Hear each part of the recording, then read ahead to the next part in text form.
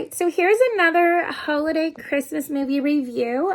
So the other movie review I did earlier tonight was one that just came out this year. Now, however, this one I'm talking about right now, it actually came out in 2019, but this is my first time I've seen it, and I had actually watched it a couple nights ago. So now one thing I must say is part of the reason why I watched this movie was because of Dollywood, and Dolly Parton herself, and also too, when I'd watched some other YouTubers' channels, the Every Day is Saturday and B&J in the Hills, that I had seen them go to Dollywood, and I'd seen them show the music and everything there, and I thought it was really cool, and I've never been there myself, but I thought, okay, this is gonna be really cute. It'll be great seeing that in the movie. And another reason I decided to give it a shot and try to watch that is because of Winnie from The Wonder Years. So I'm sure that anyone out there watching this channel and this video here who grew up in the 80s and 90s and early 2000s probably knows the show The Wonder Years. And so one of the people who are in the movie, who's the one sort of love interest, she played Winnie in The Wonder Years, and so that's another reason, as I said, that I was really wanting to see that movie. So now I thought this movie was really cute, and of course, Rachel, who is the actress who I said used to play Winnie in The Wonder Years, she and her daughter her daughter Ava were living in New York City, and she was a busy party planner, barely got a night to herself and everything, and she missed home, and her home was, of course, Pigeon Forge, which is where Dollywood is, right? And so she ends up having one of her friends from back home come visit her in New York, and then, of course, it ends up where she had one of her engagements fall through that was supposed to be happening on Christmas. So, of course, she ended up being able to go back home. Needless to say, before she goes back home, one of her friends ends up having a business dinner for her, with her, and they propose an idea about her throwing a party in Dollywood. Now, Rachel's always been a fan of Dolly Parton, and she has been she's been a huge fan, and always she's been like a hero to her, and she's always wanted to meet her. So then, of course, she goes there and she applies for the job. She gets it. She nails it.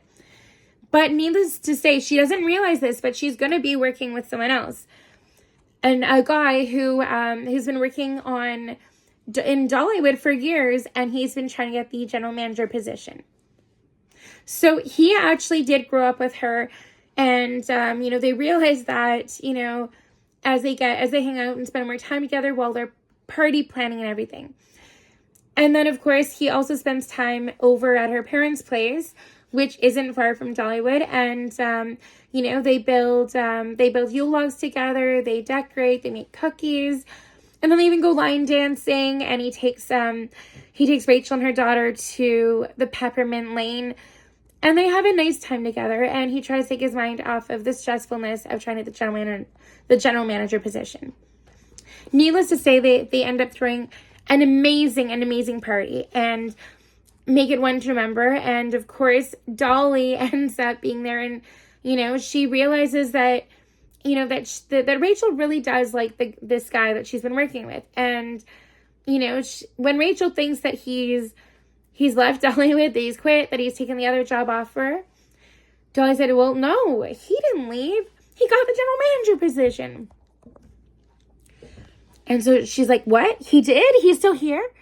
And then, of course, Dolly goes, yeah, he's over in such and such area. And so she goes there, and then they end up kissing, and all is forgotten in a way. And then, of course, she tells him that she's decided to stay in Pigeon Forge, and and then, of course, when she goes and she's talking to Ava, she says to her daughter, oh, I actually decided to stay here. Would you like that if we live in Pigeon Forge? She's like, yeah.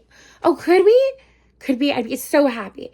And of course, it ends up being a happy ending where she ends up being able to stay home with her family, get the extra support, but also too has a nice relationship with the guy. She ended up rekindling things with by working with him on this project.